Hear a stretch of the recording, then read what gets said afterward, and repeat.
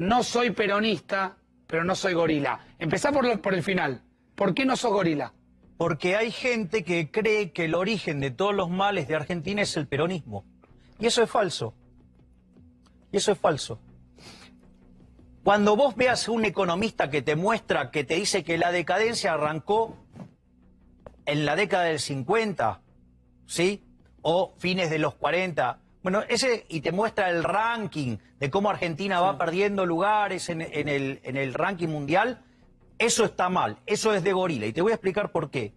Porque en realidad, Argentina junto a Estados Unidos era uno de los dos países más importantes del mundo. Y la diferencia que había entre Estados Unidos y Argentina y el resto era enorme, enorme, no era más o menos. O sea, eran los dos... Enorme en PIB per cápita. Obvio, sí, en términos de PBI per cápita. Ahora, ¿qué es lo que pasa?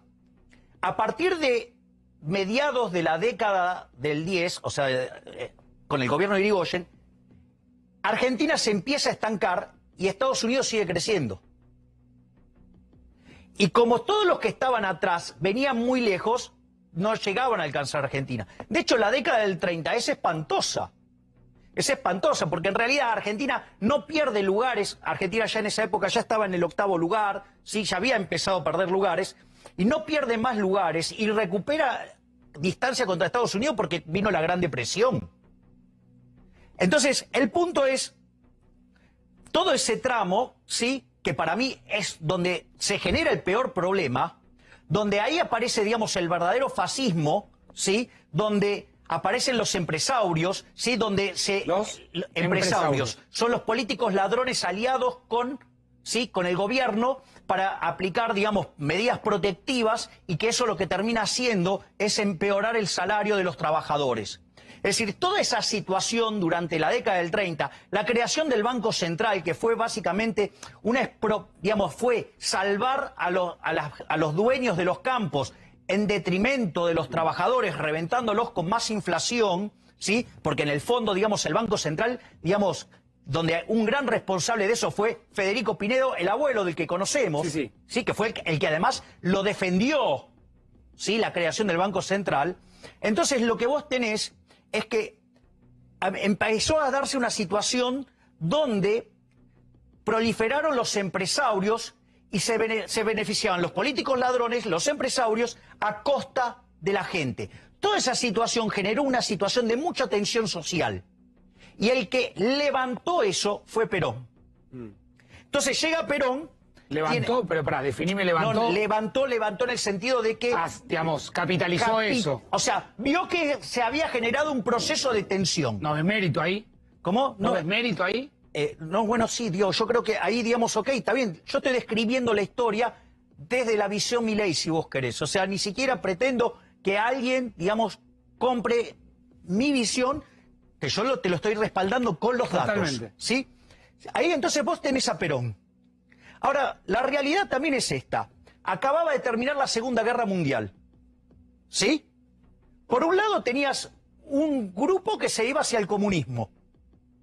Y por otro lado tenías un grupo que se iba hacia el liberalismo, hacia el capitalismo. Acá había riesgo de que se encamine hacia el comunismo. Bueno, entonces... Que es una de las grandes teorías de José Pablo Feynman, de que evidentemente Perón se dio cuenta que acá podía encararse hacia el comunismo y rápidamente dio vuelta y los convirtió en peronistas, no en comunistas. Claro, bueno, él creó lo que se llama la tercera posición. Correcto.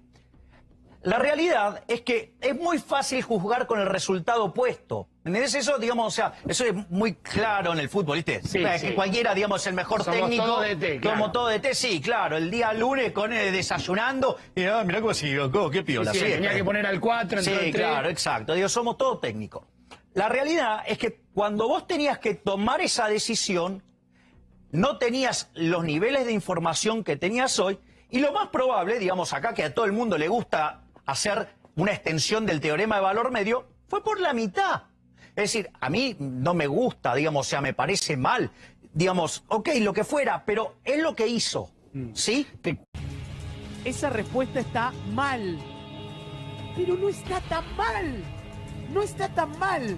Esa respuesta está mal. Mal es no tan. Mal es no tan. Mal es no tan. Mal es no tan. Esa respuesta no está tan mal. Mal es no tan está. Mal es no tan están. No, mal es no tan está. Esa respuesta está mal. Pero mal es no tan está. O sea, esa respuesta está mal.